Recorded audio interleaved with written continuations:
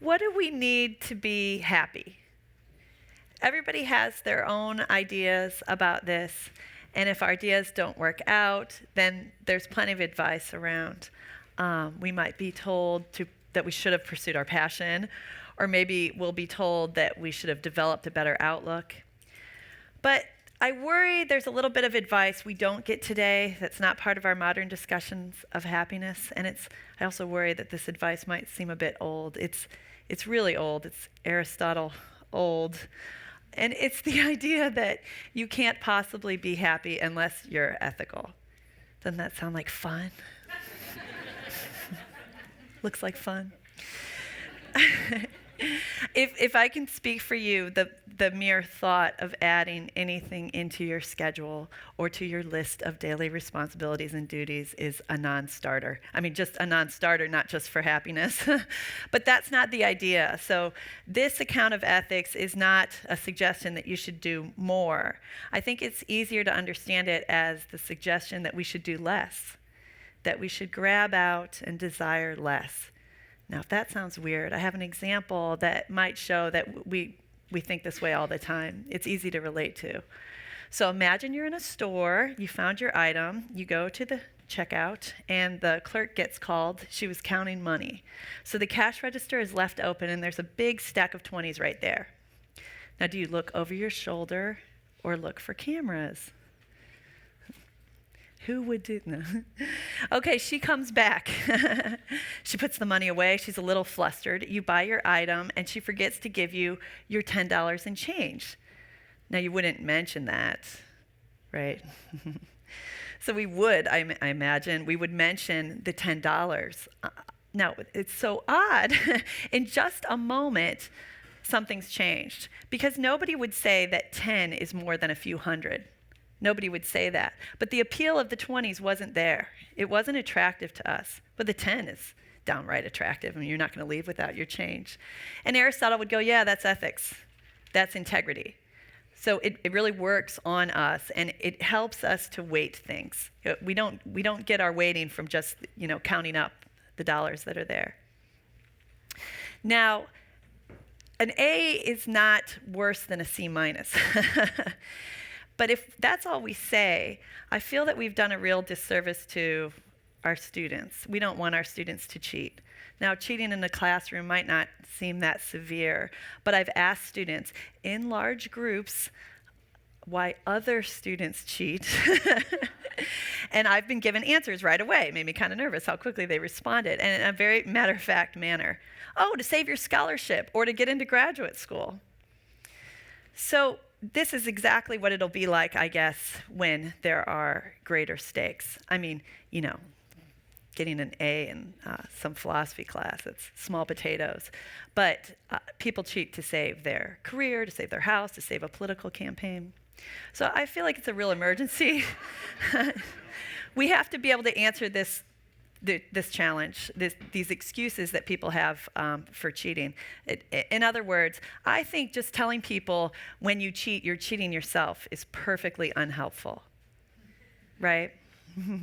So I'm wondering what you would say to students, maybe on a syllabus. We get this opportunity every semester to write the policy for academic dishonesty.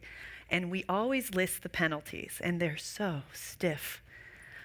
Is that enough to say? I don't think so, because I imagine it's only very, very curious potential cheaters who are reading those penalties carefully. It's not working. So the penalties are stiff. What else can you say? Some professors I know have gotten creative. I think I've done this in the past, and we've said, when you cheat, you are cheating your fellow students, right? Please keep that in mind. We've tried to motivate other students to tell on cheaters. I've had that policy for years. You can just scribble into your final if you knew of any cheating. Never saw anything. Not effective. And I hear from psychologists that actually a cheater can recognize that it is unfair. That's easy enough. Oh yeah, this is unfair to the other students. But of course, there's an excuse. But the semester was really hard for me. I hated this class, right? We'll always have an excuse, even if we recognize that our behavior is unfair. So that won't work. And then there's a bit of a paradox. So talking to a class more recently about this topic, I had a student, she's a front row sitter, my favorites, and she said, well, I would never cheat. I would never consider cheating because it's so disrespectful to the professor. I see how hard you guys work. And my heart warmed and the whole class laughed. So, great for her, but she's already there, right? I think there's a paradox in that people who have integrity aren't necessarily going to give the right messages about it. The challenge is why would we like to be like her? Why would we like to sacrifice in the way that she clearly does? So here's what I would like to say to students that I think are cheating in a final exam. I don't have this experience anymore because I teach small classes at the college, but I used to proctor big, huge exams. And every student who walks into a final exam is miserable looking. And even my friendly students don't say hello, left hanging. But some of them are nervous in a different way. And instead of being so focused, they're looking around the room, they're twitchy, they keep looking at me, the proctor. So I always assume those are the potential cheaters. They're considering cheating. That's why they're so nervous and anxious. And imagine if you had taken the 20s. Imagine how nervous you'd be when the clerk came back, or how nervous you'd be in the parking lot, or 4 weeks out, right? That's what we avoid if we aren't tempted by immoral behavior. So what I'd really like to say to those students, what I'd like to mouth to them when I see them twitching around and making eye contact with me is, man up, woman up, you can take the C-. That's what I'd really like to communicate. Sometimes I mouth, don't cheat, but that never gets a laugh from them, which is another bad sign. But I don't think this would be enough either. Why? What would be the benefit of that? We need more of a story, I think, to make C- seem appealing. And Aristotle has a story for us. In order to be happy, we have to make ourselves ethical. And it's not so different from getting used to working out on a treadmill.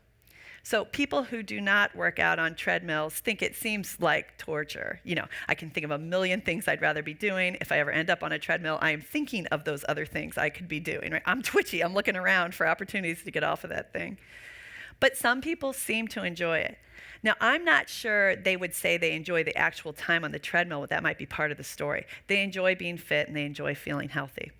Now, I know we all begin as little kids very interested in sweets. I have empirical evidence on this, right? We like cupcakes, we like snacks, and then our tastes evolve so that we like disgusting things like cheese puffs and Cheetos. I'm still there. But I never see someone eating Cheetos on the treadmill. Not yet. If you guys ever see any orange crumbs on the treadmill handle, let me know, but I'm waiting and I don't see it. I have student athletes that I've asked about junk food. Would you eat Cheetos? You work out on a treadmill. And they've actually explained that if they eat food like that, they can predict they'll be slower a few hours out. Like they know it impacts their performance. Well, this is exactly what Aristotle said about one incidence of bad behavior. He said if you do one bad thing, it's like throwing a rock downstream. You can't get it back. It's like a Cheeto you can never digest. And no matter what advice you get on happiness, no matter what works for you, there's one common denominator, and that's you. And I know you don't like cheaters. So how do we communicate that message? Life doesn't get easier if you're ethical. Final exams are still miserable, and people are very stressed. So life doesn't get easier, but you don't have to get in your own way, right? So I think I figured it out. And now I write on my syllabus, please don't cheat because you have no reason to be ashamed of yourself. Thank you.